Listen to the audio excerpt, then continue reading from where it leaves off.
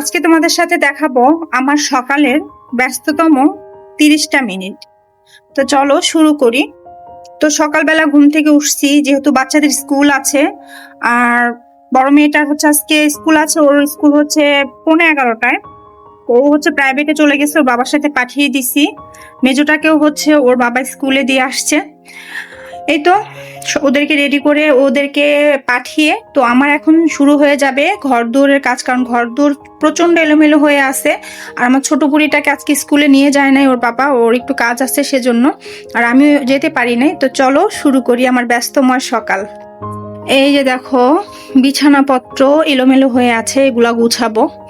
তারপরে চলে যাচ্ছি আমার ড্রয়িং রুমে। সবকিছু এখনো গুছাইনি, এলোমেলো হয়ে আছে। আর এই যে আমার ছোট বুড়ি, সে হচ্ছে ড্রয়িং করতেছে।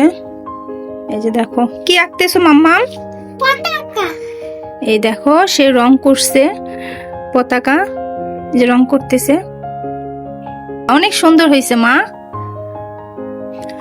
তো এই তো এখন হচ্ছে আমি আমার বিছানা টিছানা গুছাবো, ঘরটর গুছাবো, সব কিছু এলোমেলো হয়ে আছে।